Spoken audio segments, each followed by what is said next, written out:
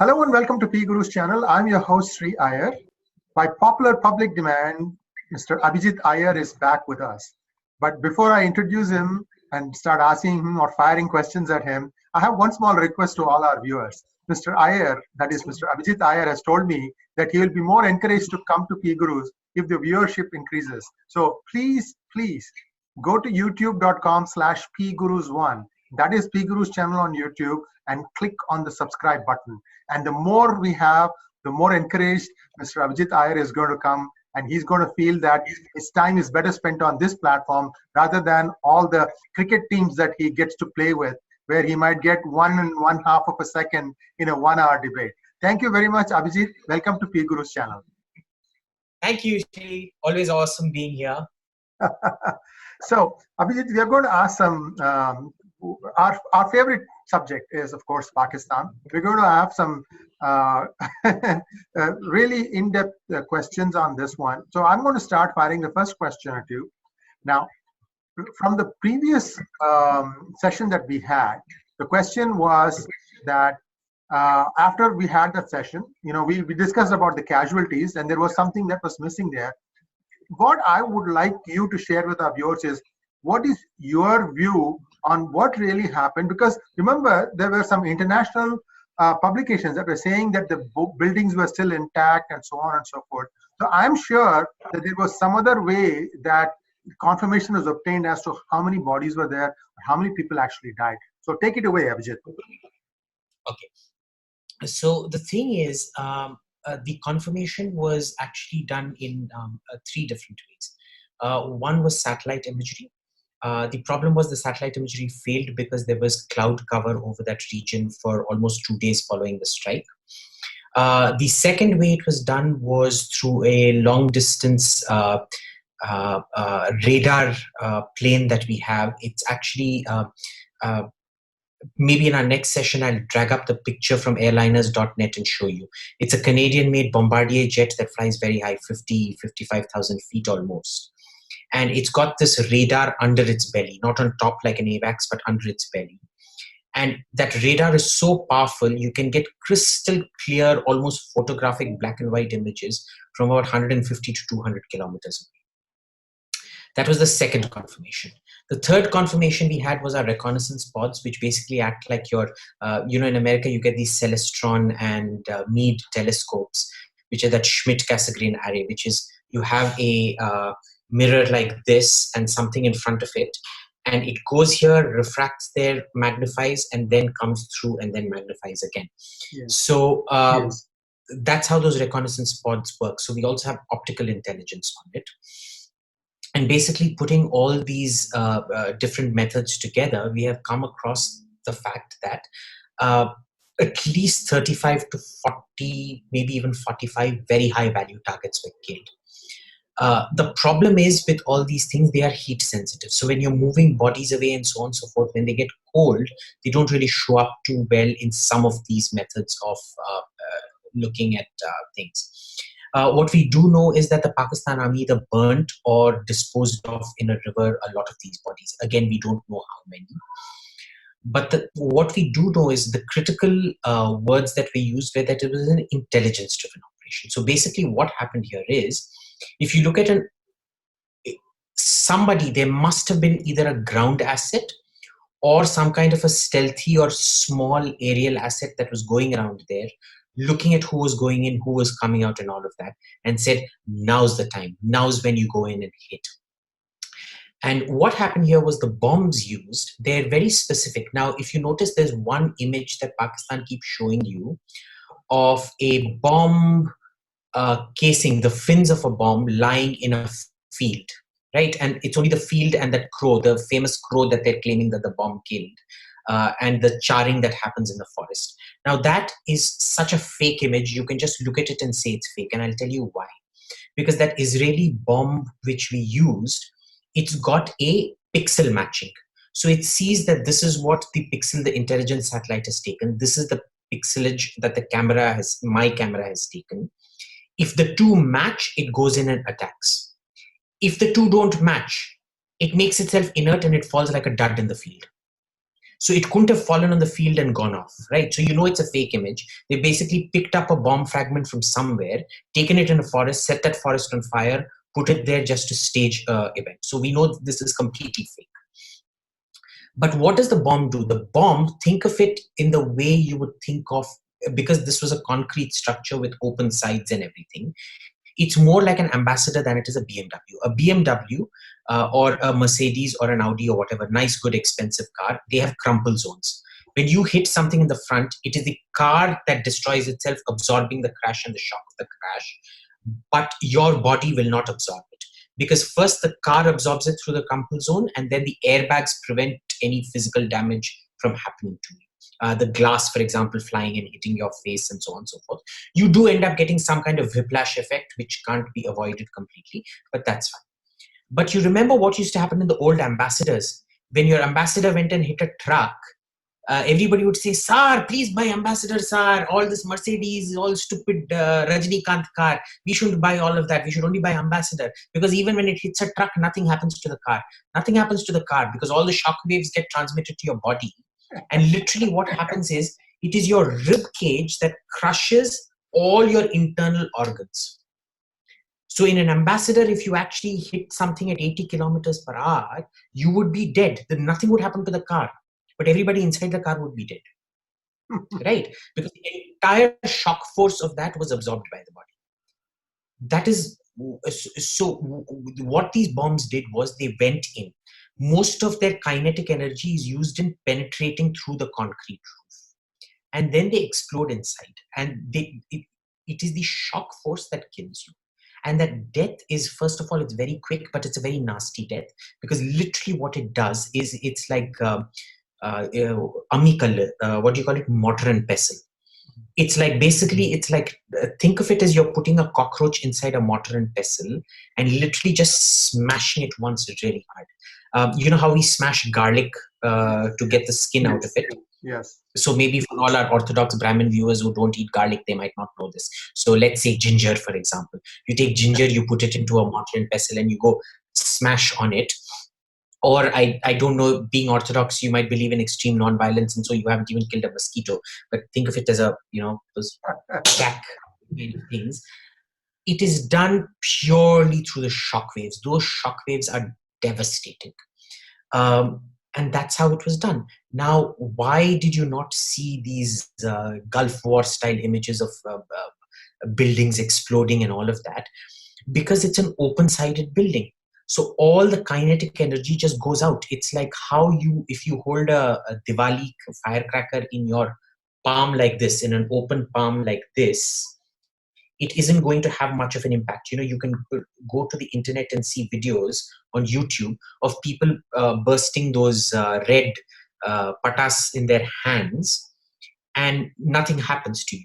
At the same time, if you take your hand like this, put the firecracker here, and then hold your hand around it like this, even that little red thing will probably blow your fingers apart. So that bomb has a different effect when you use it in a contained, concrete, reinforced environment, and has a different effect when you have it on open sides all around.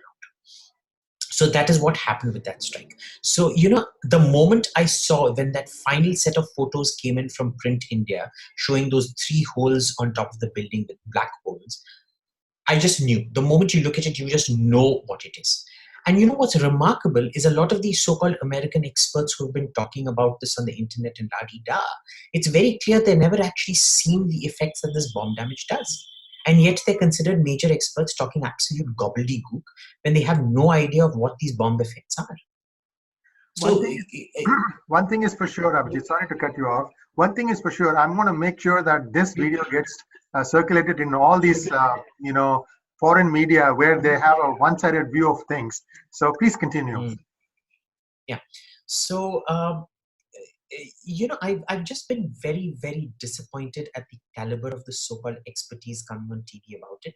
Because, when something like this happens, everybody's an expert.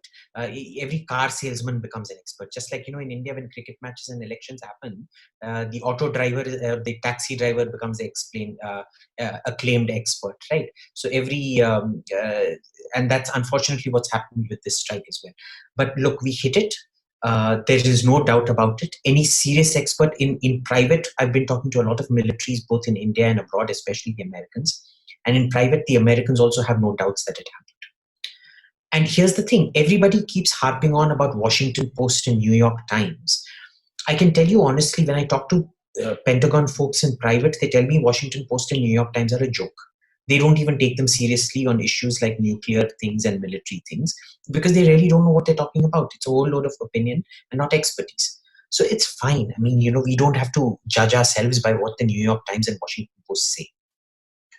So the pain is being felt. And I think I could sense that just from that one photograph they had of Imran Khan looking at the rest of the assemblage, consisting of their generals and everything else.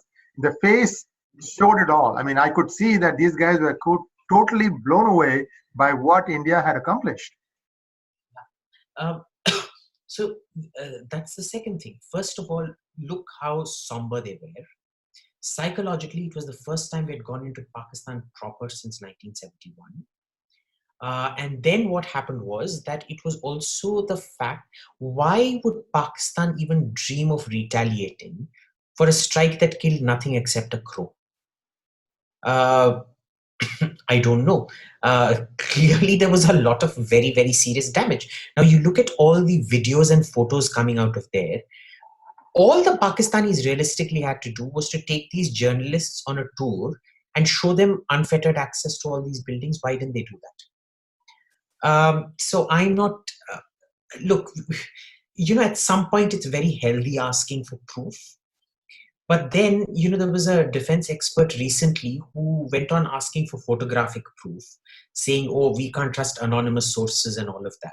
And then when photographic proof finally came, he suddenly switched to saying, my army anonymous sources say this. Now, first of all, the spice isn't operated by the army. The army would have no clue about how the spice bomb operates. They would certainly have no clue about how aerial targeting also happens, or how aerial operations are carried out. And so when you give photographic evidence, he switches to his own anonymous sources. But when you start quoting anonymous sources, he's like, give me photographic evidence. This is third-rate goalpost shifting. We shouldn't even dignify this. And since when did foreigners start becoming our measure of self-worth? Right? There is a public duty in asking the government for proof, and I don't think the government's done a very good job of it. But that's a different matter. For anybody who's serious, that set of photographs that came out in the print were very clear. There has been damage, and I personally have correlated it. My friends, that famous Italian journalist Francesca Marino, she has top-level sources on the ground. They have also confirmed it, and almost everybody I know has confirmed it from their ground sources that there was significant damage. Now, thanks, Abhijit. I'm going to go back a little bit in time. Surgical Strike 1. After that, the demonetization was planned to have been carried out sometime, depending on who you talk to, the date was either 19th November or the 21st November. However, it was moved forward and it was announced, I think, on 8th November. The question is this: what were the factors that weighed this preponement? I have some theories, but I don't want to put them in your thought process before asking your opinion on this. Look, I can tell you I personally had very nasty experiences with demonetization, and I don't think very highly of demonetization at all.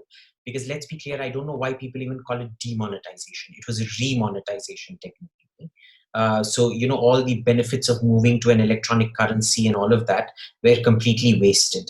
And I've not yet to see any kind of cogent economics that backs up that it was this great success or anything, except that demonetization, along with a good idea that was GST, but badly implemented by force through the force slab system, has basically reduced the entire middle class of this country, be it the micro, medium, or small sector, into complete desperation, and they're completely distraught at the moment, right? And this is a classic example of what I call quackonomics. Now, as for why the date was brought forward, I really don't. I can only suppose, because I can only use a military analogy, is you bring the date forward when you're worried that your plans are going to leak, or that they've already leaked and you want to do the surgical strike before the target has an opportunity to learn about it. Okay. So, yeah, go ahead. Please finish your thought. but that is the main thing I see from this. See, the issue you have to look at is I wasn't here at that time. I was in America observing the elections from there. I see. And I was both dancing for and predicting a Trump victory, which I'm very glad actually happened. But I'm curious, what was your theory about it? So I'm pulling up an article that we published in PGurus, just so I have the dates right here. So I will just give me 1 second. Give me 1 second here. I'm pulling it up. Inside story. Why did Modi pick Shaktikanta Das for RBI governor? So this happened later, but the story had a segment about demonetization. Now I will give you some dates. The decision to demonetize was taken on, let me see, that this was taken sometime on February 19th, 2016. That was Raghuram Rajan's period. All right. Okay. So that means people in the know, 6 people, 6 wise men, they call them. The 6 wise men knew that they had to do something about this on February 19th, 2016. And just so now you see the dates, right? February 19th, November 19th, 8 months. 9 months. So 9 months was the time given to go it. And then they moved it forward from the 19th to the November 8th. I'm sorry, I'm getting my dates wrong. So one of the theories is, I mean, they had 8 months to leak it. So if that didn't happen, why would 10 days make a difference? True. So I have a theory. You can back me up or you can rebut me, because this is something that came in some news journals, but it was quickly, stamped. In India, it doesn't take much to tamp out news that's not desirable. One of the things was that Pakistan was printing counterfeit notes, and they had a mint in Peshawar that was doing this. And they were doing such a good job that even Indian banks were finding it difficult to differentiate between the real and the counterfeit. Now, having seen the surgical strike that happened in September 2016, it was rumored that they were going to bring 2 more mints online, and that India was going to be flooded by counterfeit currency. And thereby they had to move it forward. And that's why even the other arrangements, like for example, changing the size of the 500 rupee note, changing the size of the 2000 rupee, and they knew fully well that the calibration is going to take a lot of time. There are only a limited number of experts who can go and change ATM machines. Everything was known. And yet they did that. So what is your take on this theory? So for me, that would be a conspiracy theory, because then it should have been genuine demonetization, not remonetization.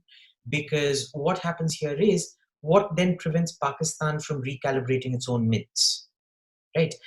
So you can move towards, say, plastic currency the way Australia and the UK did. But the problem with plastic currency is it works in a medium-sized country. It doesn't work in a large-sized country, because the cost of printing and the security measures are much higher. So each note actually costs considerably more, and it's a tougher quality to print. Quality control itself becomes an issue. And in a lot of these cases, some of the print for our notes and things like that have come from foreign companies, which again become a security source, as in a source of leakage, which is very, very problematic. So I know for a fact that our currency uses at least 2 UK mints, 2 UK companies to do the print jobs, as in the ink and so on and so forth. And so, that is why to me it would seem as a conspiracy theory, because if that were the case, they should have known that the benefits that would accrue would only last for a maximum of 1 to 1.5, maximum 2 years before Pakistan got its hands on all the security measures and duplication. As a matter of fact, you are seeing now that the 2000 rupee notes are already being, counterfeited again. And thereby now, if you notice, the Indian government quietly, I believe, I don't know if it's true or not, they are not printing a lot of 2000s. Instead, they're trying to ramp it up by printing 200s. Yeah. I don't know if that is true or not. That's, it's surprising you say that. I hadn't actually read that, but increasingly what I've been finding is that the ATMs haven't been dispensing too many 2000 notes. They've been giving me lots of 200 notes and 500 notes, but not 2000 notes. So I don't actually know about this, but I'm inclined to agree there. Look, one of the issues I have with this government is, at least on economics, I'm very, very right-wing. I'm Austrian School of Economics. And it's so shoddy, it's so badly thought out. I don't think they look at first order effects, and even those first order effects aren't based on hard statistics. They seem to be the liberal dream come true, feelings based economics, right? I feel this will yield results, therefore I will do this economic policy. And I mean, guys, go join the Democrats or go join the Congress then. That's not what the BJP is meant to be about. We're meant to be economically like solid people, right? And that's not what we're getting. They don't look at the second order effects. They don't look at the third order effects. It's so clumsy and badly managed. Look, let's not even get started about this, because I get very physically violent when I'm not a violent person, and when I talk economics, or rather BJP quackonomics in this case, I get extremely violent. I think you're preaching to the choir. I have questioned this government on its economic policies, or the lack thereof, or even the wrongly implemented ones. The last takeaway question, Abhijit, how do you see this thing play out? I mean, Pakistan is still fighting away at India's borders. And what exactly are they trying to do now? Are they trying to plan another Pulwama, or what do you think is going to happen? See, their ability to plan another Pulwama has gone. Because these Jaish-e-Mohammed guys, they're very well trained. They invest a lot in training them. So, if you lose, say, 1,000 poorly trained soldiers, it doesn't really matter. It's like the Soviet army that Stalin used against Hitler. It was all human waves. He didn't matter how many of his own people died, as long as they absorbed German bullets. And then after they'd exhausted all the German bullets, then the crack Soviet troops and the tanks would go in and then destroy the Wehrmacht, which is what countries with lots of, a population excess, if you want to call it, do. They see population as expendable, right? The thing with Pakistan is that these guys were not expendable. They were highly trained crack troops. Those videos that you see of that area that was allegedly burnt by Indian bombs, it was actually used by the militants being trained there for their own bomb testing and things like that. They spent a lot of money on their training.